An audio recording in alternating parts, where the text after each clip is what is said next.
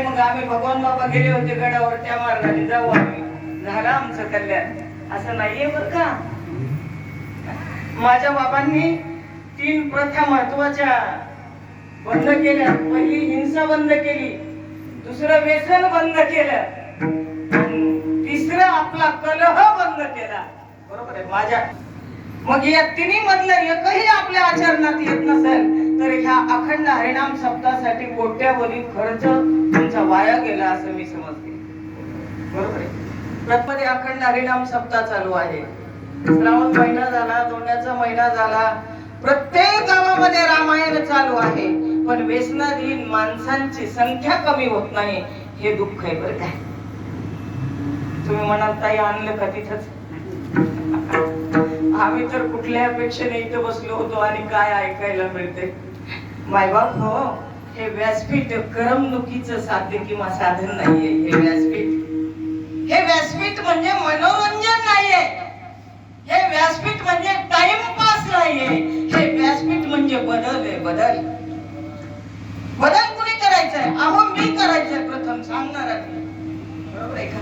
सांगणारांनी बदल केला तरच श्रवण करणारा ऐकतो. बरं मी नाही बोलत, तू खूप बरं आहे म्हटले. हा घ्या माझा अनुभव आले अंगात, ते या जगात येत असे.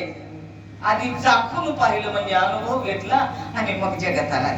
मग मला इथं सांगून तुम्हाला उपदेश करण्याचा अधिकार कधी प्राप्त होईल? आधी मी तसा आचरण केलं पाहिजे. नसता मला अजिबात अधिकार नाही. अजिबात हा शब्द वापरते. असो, आज जो अभंग निवडला प्रथम दिवसाच्या निमित्ताने अखंड हरिनाम सप्ताहाच्या नियमाप्रमाणे प्रथम दिवशी नामचिंतन व्हायला पाहिजे, आणि दुसऱ्या दिवसापासून ते काल्याच्या आदल्या दिवसापर्यंत तुम्ही भगवंताचं ऐश्वर्य, भगवंताचं कार्य, संतांचं कार्य, संतांचं ऐश्वर्य, संतांनी काय केलं हे कुठलाही अभंग घेऊ शकता. पण पहिल्या दिवसाचे महाराज, बरोबर आहे का, काल्याच्या आदल्या दिवसाचे महाराज आणि काल्याचे हे 3 माणसं बंदिस्त असतात. आता बंधूंनी मला बांधून टाकलं, पात्र वाढायचं काम दिलं, आणि त्या निमित्तानं जो अभंग निवडला तो अभंग देहू निवासी जगत वंदने जगत श्रेष्ठ, ज्यांना की 5वा वेद म्हणून ओळखतो अशा तुकोबरायांचा, ज्या तुकोबरायांचं नाम ऐकल्या बरोबर यम राजाला थरकाप उठावा.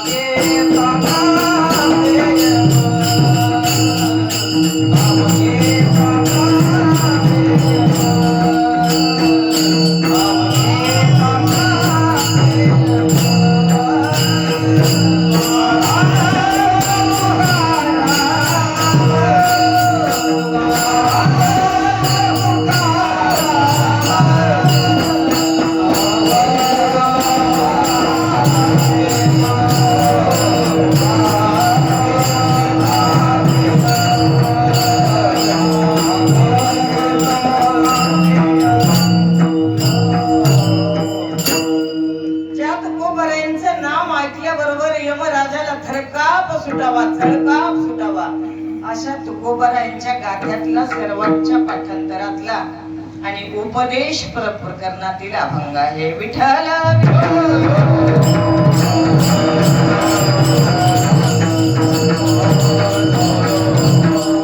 उपदेश करण्यापूर्वी थोडासा परिहार.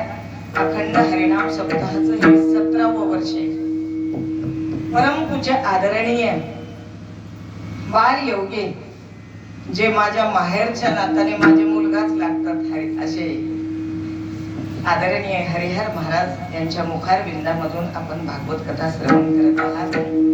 तसेच उद्यापासनं जी 7 दिवस मंडळी येणार आहे ते अतिशय दिग्गज मंडळी आहे बरं का. त्यांच्या मानाने मी काहीच नाही, 0 आहे. बरोबर आहे का?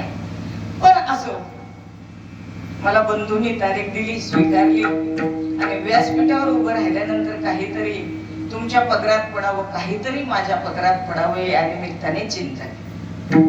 प्रथम उपस्थित असणारे पूर्ण उत्कृष्ट असे दिग्गज गायक मंडळी, त्याच्यामध्ये ज्येष्ठ गायक आमचे मेठे महाराज. आता सर्वांचा मला काही परिचय नाही, पण तुमच्या सर्वांच्या चरणी मनोभावे वंदन. या बाजूला उपस्थित असणारे माझे परिचित नसलेले सर्व गायक मंडळी आणि अनंत महाराज साहेब, उत्कृष्ट असे मृदंगवादक इकडच्या एरियात आले की आमचे मृदंगवादक असतात, ज्यांची की कीर्ती महाराष्ट्रभर आहे, असे मृदंगवादक यांच्या चरणी मनोभावे वंदन. तसेच पूर्ण संयोजक ज्यांनी या अखंड हरिनाम सप्ताहासाठी आर्थिक दान दिलं, अन्नदान दिलं, पडद्याच्या आडून सर्वांनी मदत केली, या सर्वांच्या चरणी मनोभावे वंदन. आणि विशेष म्हणजे ज्या पतीच्या आज्ञेमुळं उंबरट्याच्या बाहेर पडून माझे जे विचार तुमच्यापर्यंत पोहोचवते, अशा पती परमेश्वरांच्या चरणीही माझं मनोभावे वंदन. अभंग तुकोबरायांचा उपदेश प्रकरणात, पण उपदेश करण्याला अधिकार प्राप्त झाल्याशिवाय कुणीही उपदेश करू शकत नाही. मी मगाशीच सांगून गेले.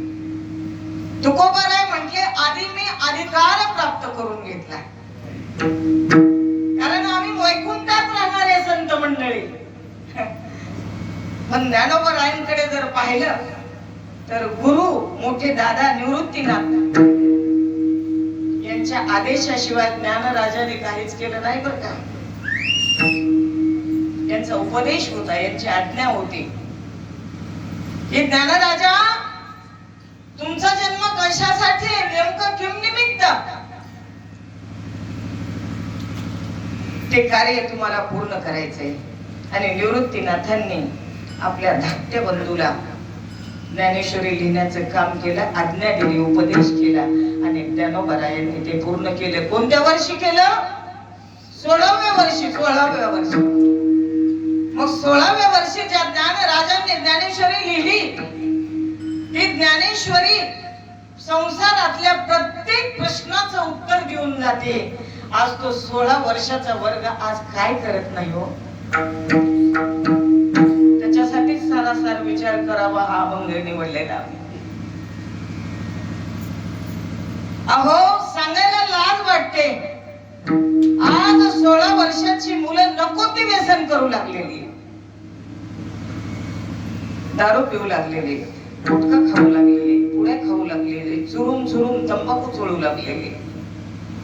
ज्ञानराजांनी ही ज्ञानेश्वरी तरुणासाठी लिहिली आधी आणि नंतर म्हाताऱ्यांसाठी. म्हाताऱ्यांनी डोळ्यांनी दिसणं गेल्यानंतर ज्ञानेश्वरी घेऊन उपयोग काय? अहो, डोळे गेले की वाचनाला आणि दर्शनाला मुकलो, कान गेले की श्रवणाला मुकलो आणि बत्तीशी गेली की नामाला मुकलो. बरोबर आहे. माझे संत म्हणतात, जव हे सकळ सिद्ध आहे, हात चालावया पाय, तव तुला पुरे स्वहित पाहे, तीर्थयानी रेदाय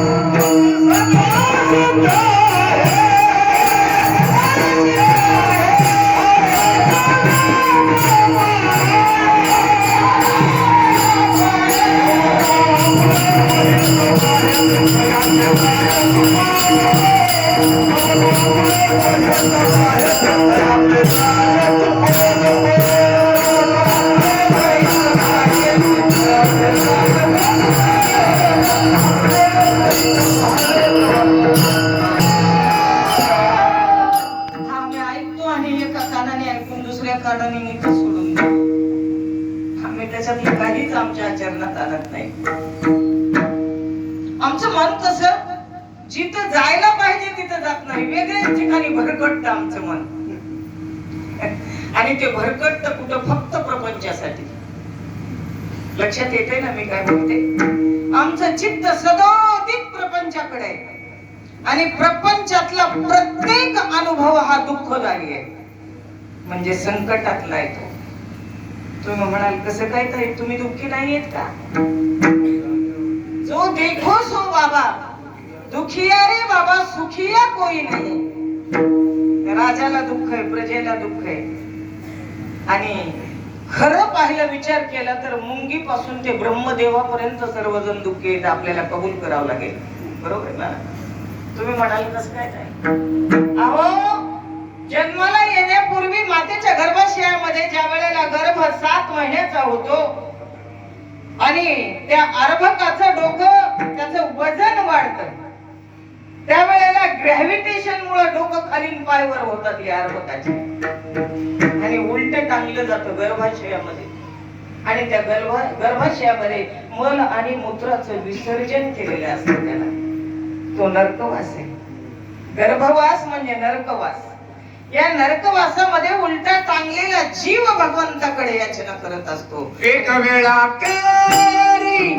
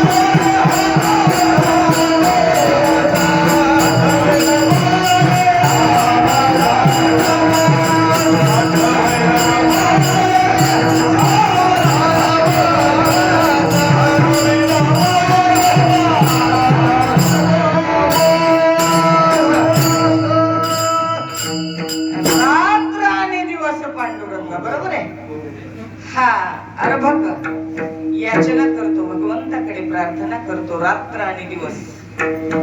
प्रत्येक श्वासाबरोबर या नरकातून देवा मला सोडव, या दुःखातून सोडव, या संकटातून सोडव. 9 महिने 9 दिवस झाले. प्रसूतीची वेळ जवळ आली, त्या वेळेला जी प्रसूत झाली असेल त्या मातेला या दुःखाची जाणीव आहे. जी वांज महिला आहे किंवा जो पुरुष आहे ज्याला आई होण्याचं सौभाग्य प्राप्त झालेले नाही, याला या दुःखाची अजिबात जाणीव नाही. माझी मदालसा काय म्हणते उपदेशामध्ये,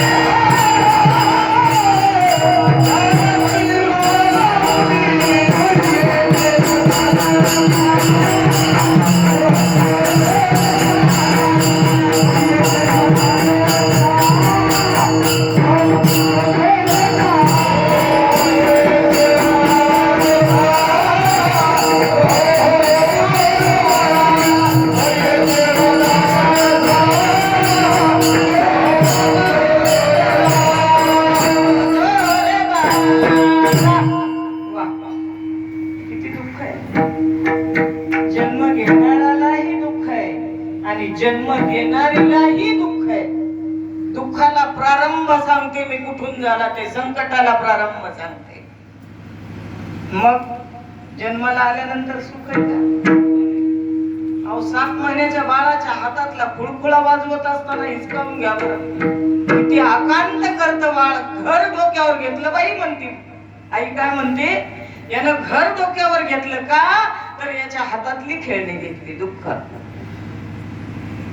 आशाची निराशा झाली की दुःख पदरात पडतं, पण आम्ही आशेवर जगत आहात. सर्व सुखाची आशा जन्म देवा. सर्व सुखाची आशा जन्म देवा. जनाज करुणी माहिती देवा.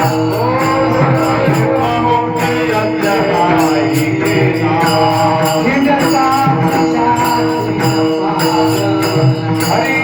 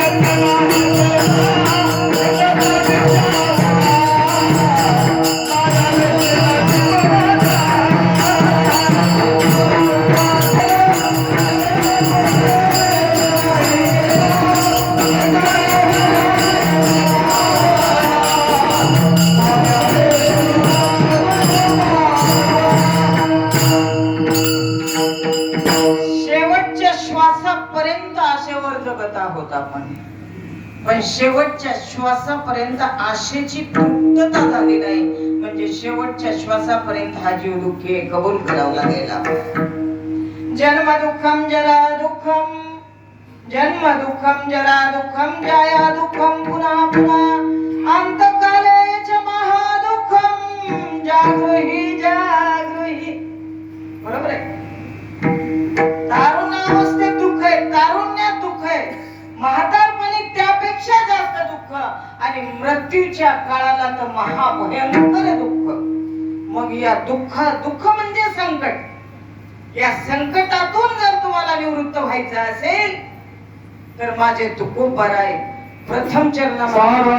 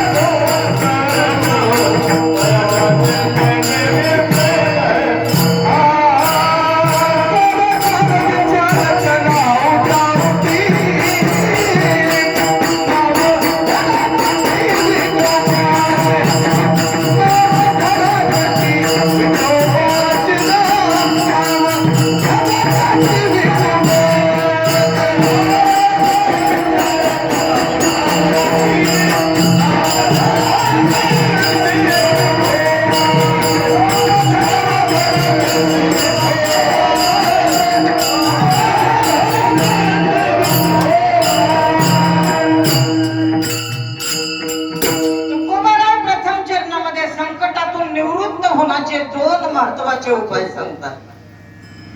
पहिला उपाय सांगतात तुम्ही विचार करा, आणि दुसरा उपाय सांगतात कंठामध्ये नाम धारण करा, म्हणजे नामधारक बना. तुम्ही म्हणाल ताई तुकोबारायांना काही कामच नव्हतं का आम्हाला विचार करा विचार करा. दुसऱ्या एका अभंगामध्ये म्हटले कधी विचार करा तर क्षणोक्षणाला विचार करा म्हटले. बरोबर आहे. मग आम्ही तर सतत विचार करतो ना आपण. झोपेतही आमचे विचार बंद नाहीये, आपल्याला मान्य करावं लागेल. आणि जे विचार केले ना रात्र आणि दिवस त्याचे स्वप्न इथेच पडतात, म्हणजे स्वप्नातही खोटे विचार चालू आहे, मान्य करावं लागेल आपल्याला. आम्ही विचार करतोय, पण नेमका विचार करा हा उपदेश कोणाला केला? विचार नेमका कोणता करायचा आहे? उपदेश केलेला विचार करा म्हटलेला हा उपदेश आम्हाला अंमलात आणता येतो का? आणि तो अंमलात आणल्यानंतर आमचा फायदा काय होतो हे पाहिल्याशिवाय मनुष्य विचार. मग आता समोर बसलेली प्रत्येक मंडळी म्हणेल ताई आम्ही करतोय ना विचार. तुकाराम महाराजांना सांगायची गरजच नव्हती. आमचा विचार रात्रंदिवस चालू आहे. गाडी भर नाही, ट्रेनचे 10-12 डबे भरतील एवढे आपले विचार चालू आहे. बरोबर आहे का महाराज? पण आमचा प्रत्येक विचार हा प्रपंचाबद्दल चालू आहे हे आम्हाला मान्य करावं लागेल. आणि प्रपंचाबद्दलचा प्रत्येक विचार हा दुःखदायी आहे, कारण प्रपंचच खोटा आहे महाराज. लटिका व्यवहारो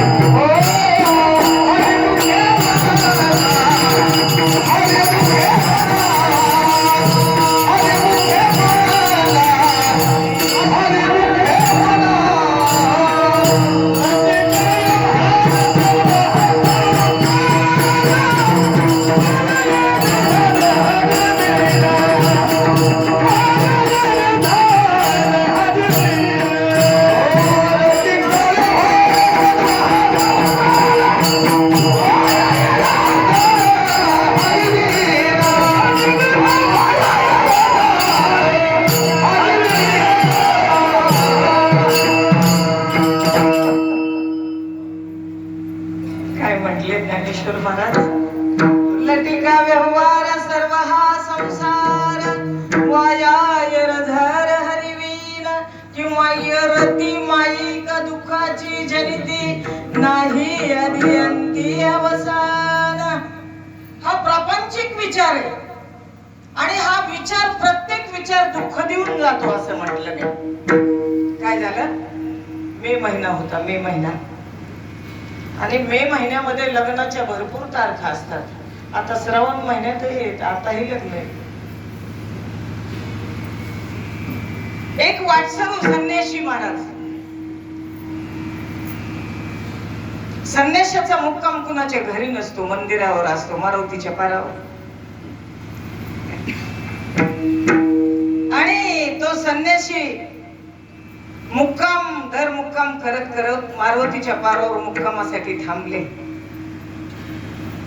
आणि एका श्रीमंत बापाच्या मुलाचं लग्न होतं. आता नाव कशाला घ्यायचे, आपण सगळे श्रीमंत आहे.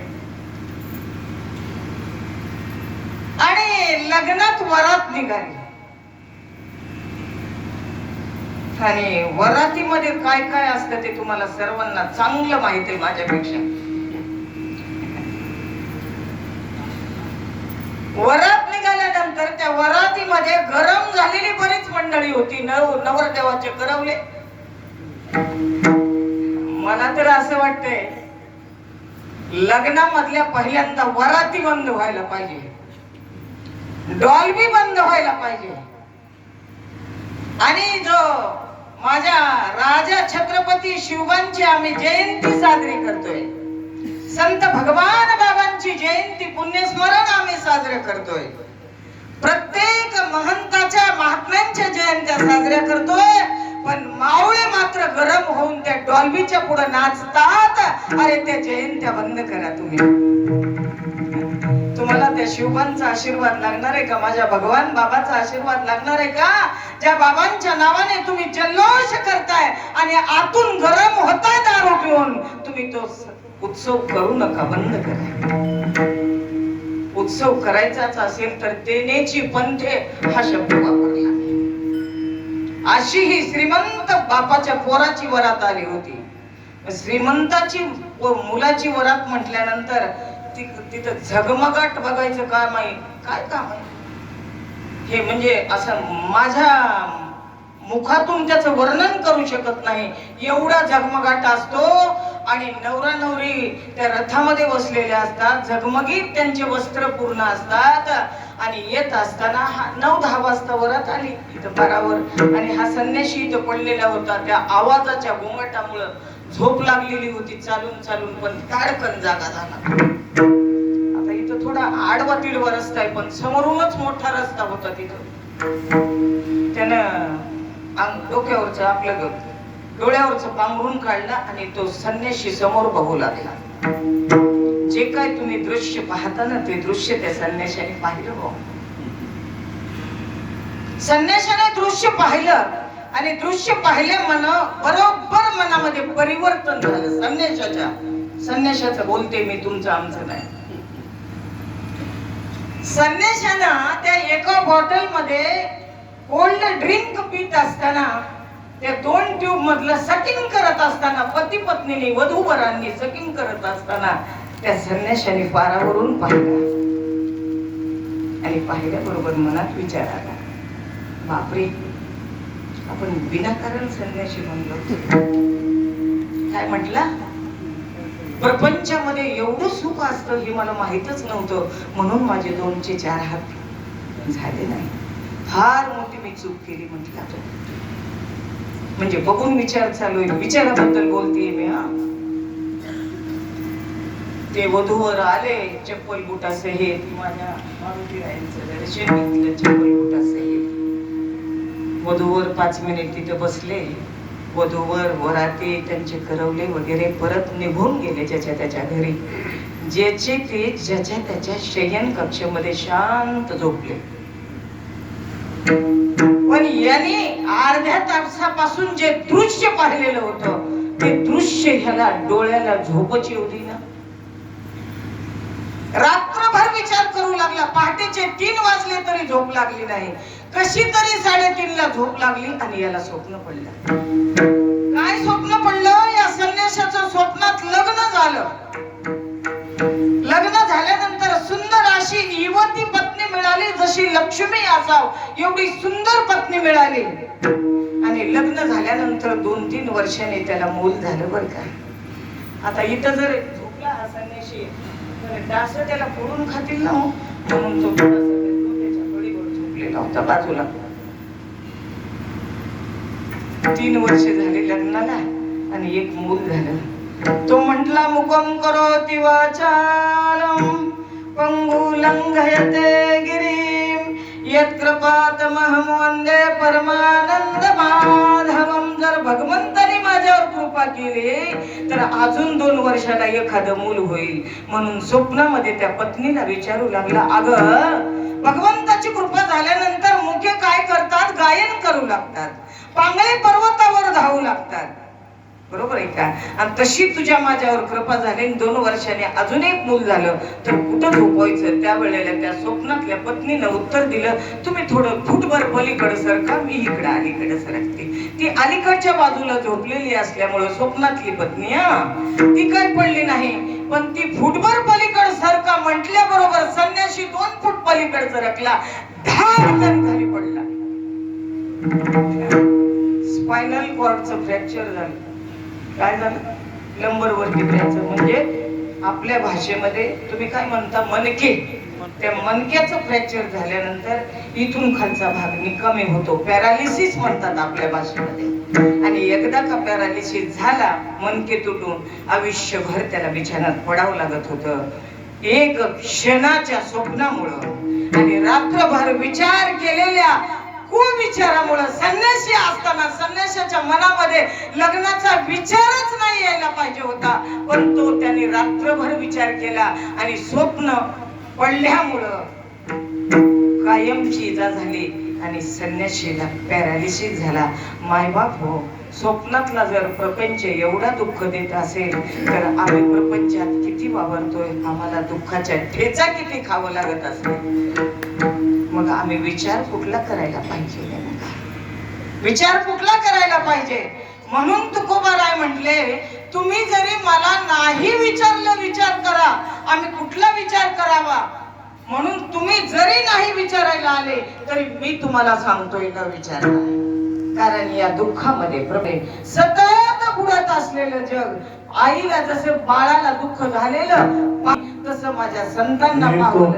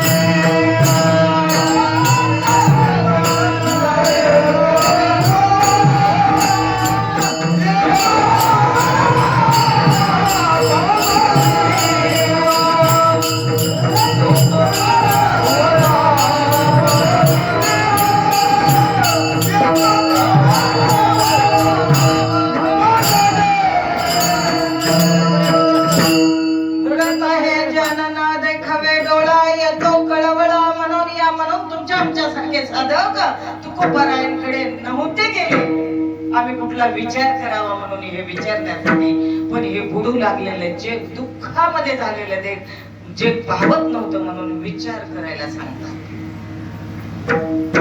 मग विचार तुम्हाला आम्हाला सांगितलाय, पशु पक्ष्यांना नाही सांगितलं बरं का, मुंगी पासून ते ब्रह्मदेवापर्यंत येते, पण मनुष्य देह या मानवाला विचार करण्यासाठी सांगितलाय.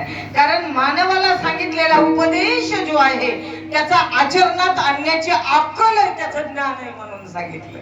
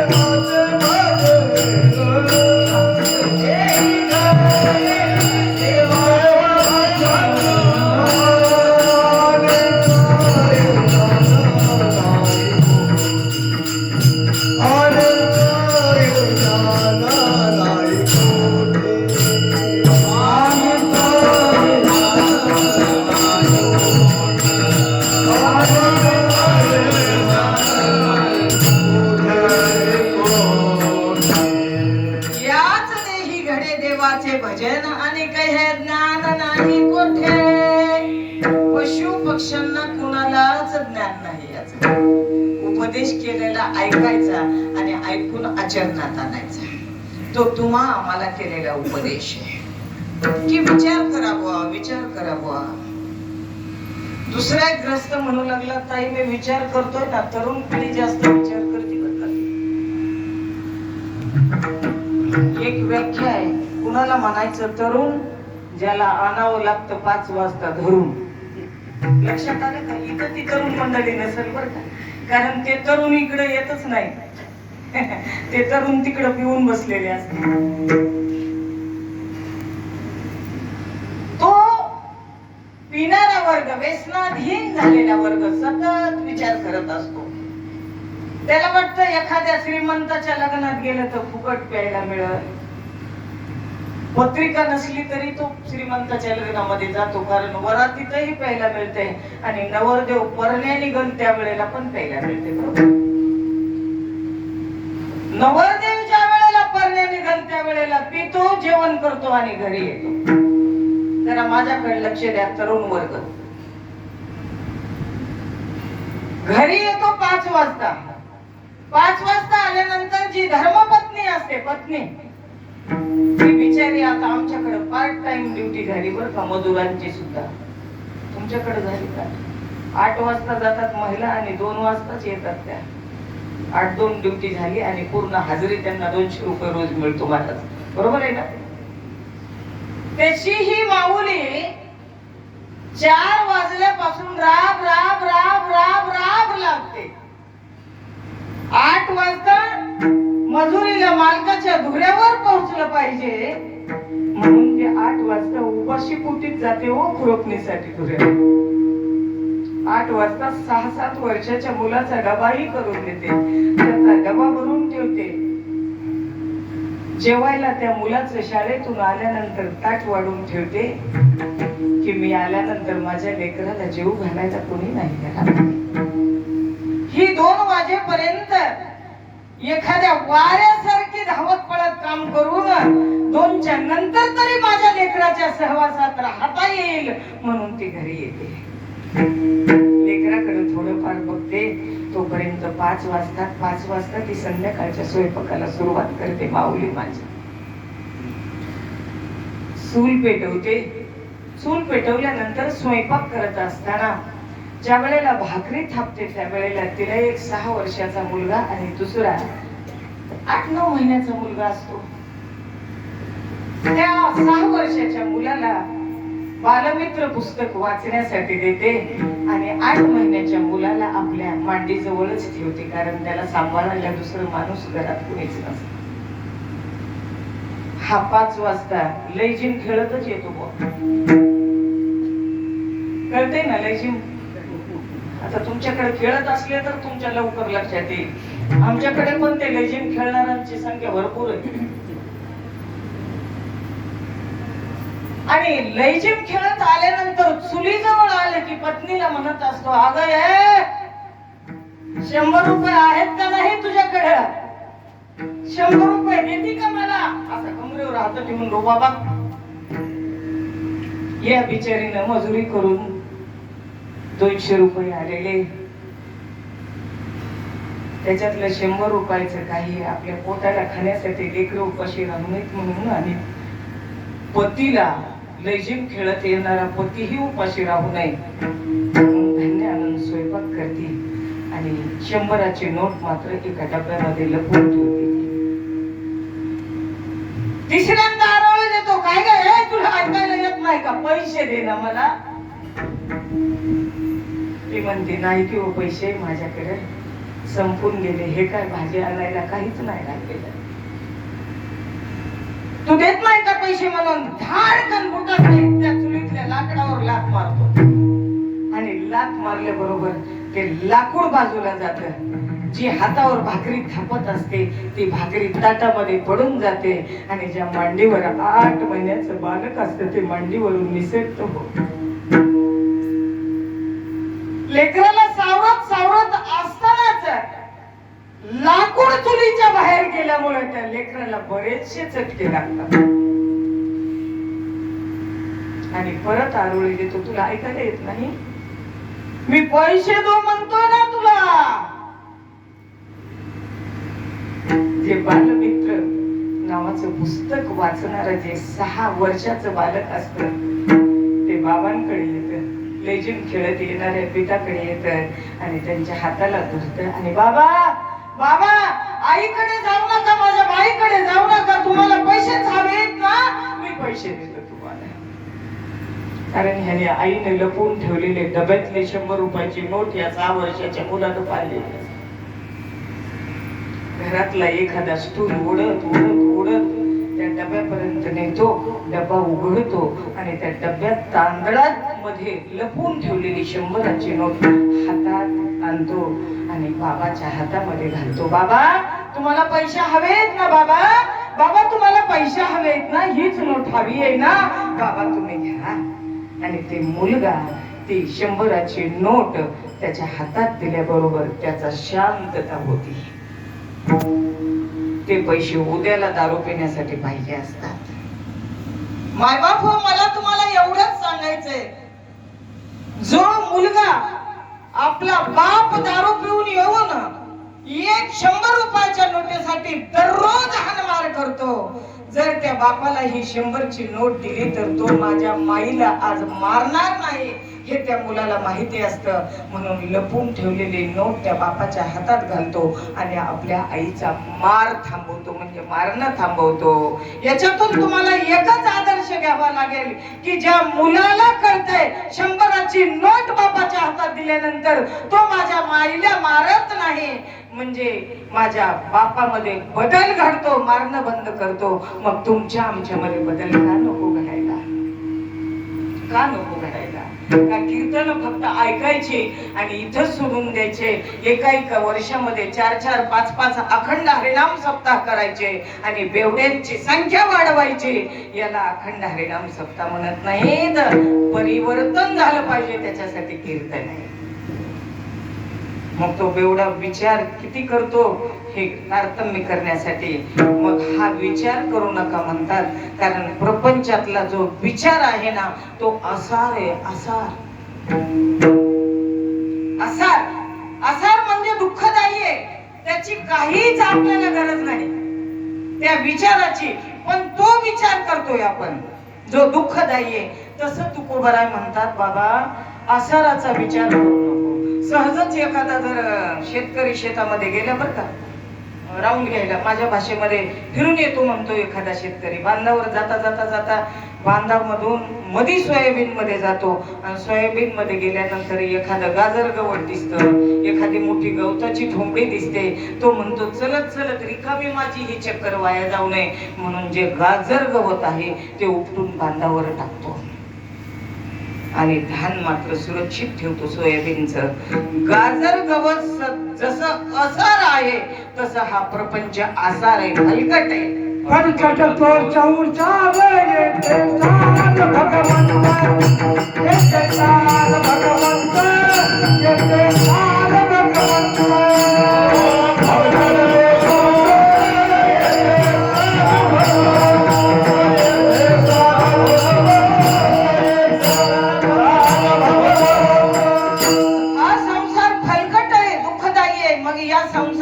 आसाराचा विचार करू नका, मग सार तत्वाचा विचार करा. मग सार काय तर भगवंताचं नाम आहे. सार सार सार विठोबा नाम तुझे सार, सार सार सार विठोबा नाम तुझे सार, सार सार सार विठोबा नाम तुझे सार.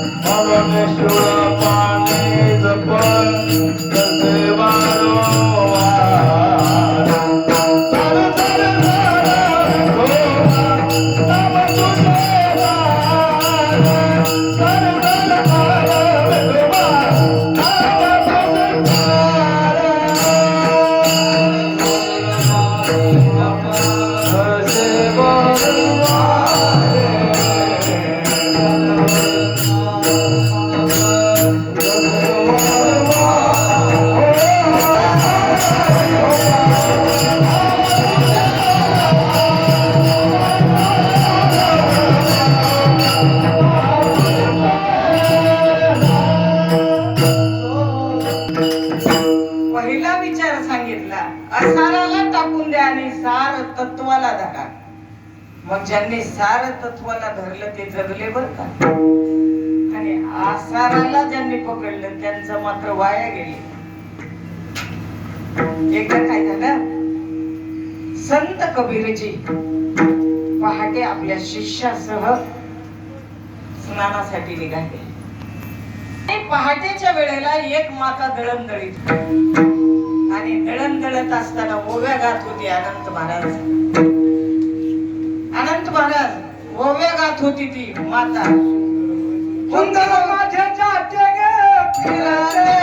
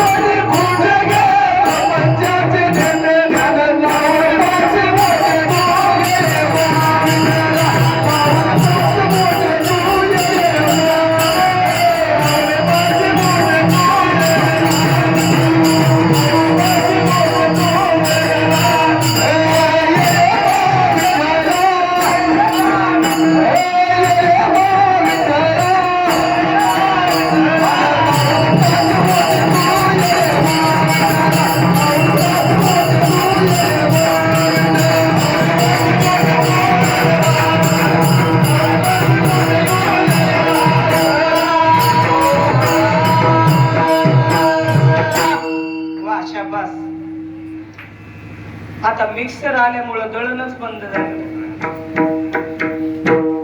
आम्ही एवढे पांगळे बनलोत ना, तुम्ही नाही बरं का आम्ही. आणि दळण बंद झाल्यामुळं प्रत्येक महिला हॉस्पिटलमध्ये डिलिव्हरी करतात, आणि डिलिव्हरीला गेल्यानंतर तिथं नॉर्मल डिलिव्हरी होत नाही. काय होतं, 24 तासात जर 50 डिलिव्हरी झाल्या असतील मेडिकल कॉलेज अंबाजोगाईमध्ये, तर त्याच्यामध्ये फक्त 15 नॉर्मल डिलिव्हरी आणि राहिले किती, 35 सिझेरियन सेक्शन. ते सिझेरियन सेक्शन होण्यासाठी कारणीभूत तुम्ही आम्ही आहोत, कारण शरीराला व्यायामच मिळाला नाही ना. आता तुम्हाला इकडे मिळते, तुमच्या पायावर नतमस्तक आहे, तिकडचं सिटी मधलं सांगते मी. कारण इकडे माझ्या माय मावल्या एवढ्या कष्टाळू आहेत, या दऱ्याखोऱ्यात काम करणं सोपं आहे का? आणि शिवाय ऊसतोड कामगारांची मुलं या तुकूची वाडी आणि जीवाची वाडी याच्यामध्ये प्रत्येक घरचा एक मुलगा शासकीय सेवेमध्ये, म्हणून या पालकासाठी एकदा टाळ्या वाजवा सगळे. अहो, ज्यांचे मायबाप नोकरी करतात, शासकीय सेवेत आहेत, त्यांचे मुलं नोकरीला नाहीत, आज कुठं टपऱ्या टाकायला लागलेत, कुठं वीट भट्ट्यावर काम करायला लागलेत. पण तुम्ही भाग्यवान आहे, तुमची मुलं नोकरीला आहे. आपला विषय चालला होता, संत कबीरजी आपल्या शिष्यासह स्नानासाठी निघाले, आणि जात असताना कबीरजींच्या आणि शिष्यांच्या कानावर या ओव्या ऐकायला मिळाल्या. आणि शिष्यवृंद कबीरजींना म्हणू लागले, गुरुजी हे काय नेमकं आम्हाला ओव्या ऐकायला येतात? त्यावेळेला गुरुजी म्हटले, एक माता माऊली दळण दळतील. दळण म्हणजे काय? आपल्या भाषेमध्ये दळण कशाला म्हणतात?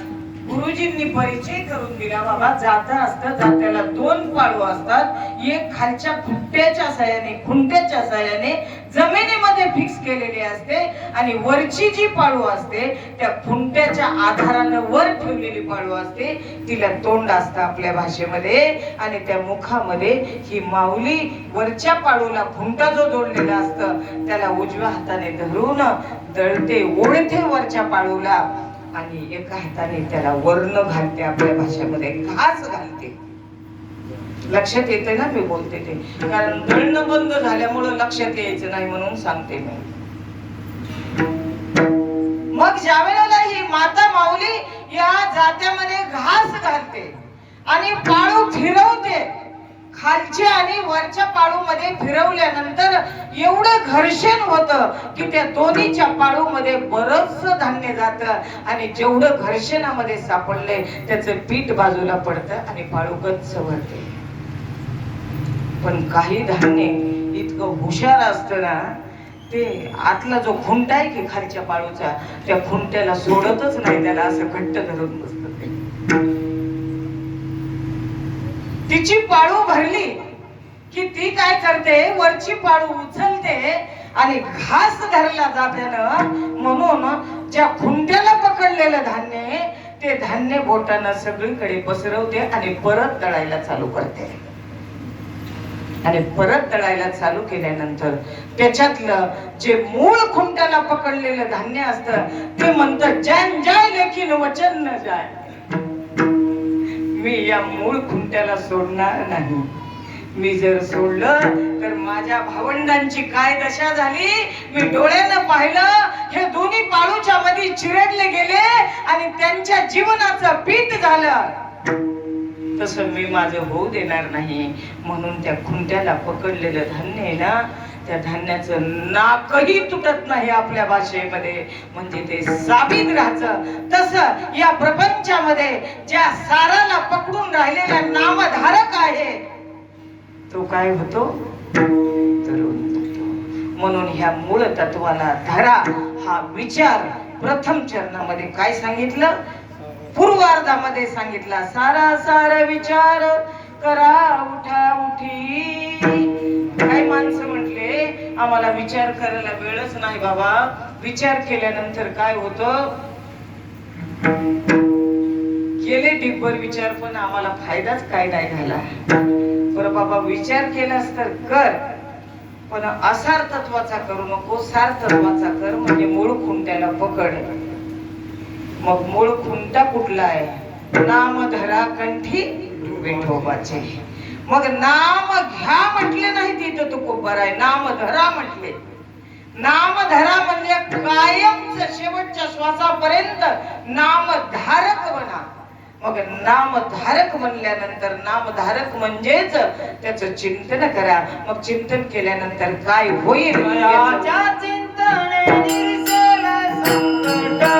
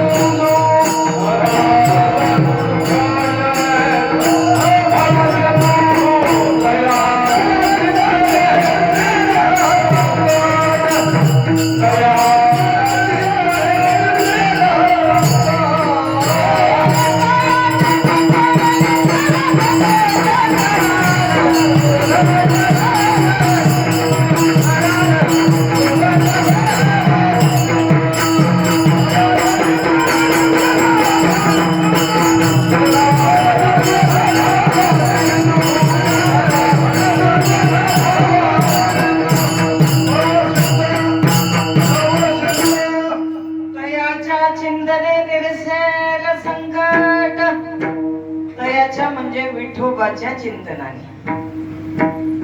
विठोबाच का बरं नाव म्हटले? कारण माणसं ना व्यभिचारी भक्ती करतायत. जरा माझ्या बोलण्याकडे लक्ष द्या, बरोबर आहे महाराज? व्यभिचारी भक्ती कशाला म्हणतात? वार बदलला की आमची साधना बदलते, बरोबर आहे? सोमवार आला की काय म्हणतात? शिवभोळा चक्रवर्ती त्याचे पाय माझे चिती. आणि मंगळवार आला की महाराज काय म्हणतात? अनादि निर्गुण ओ निर्गुण फलकरी भावा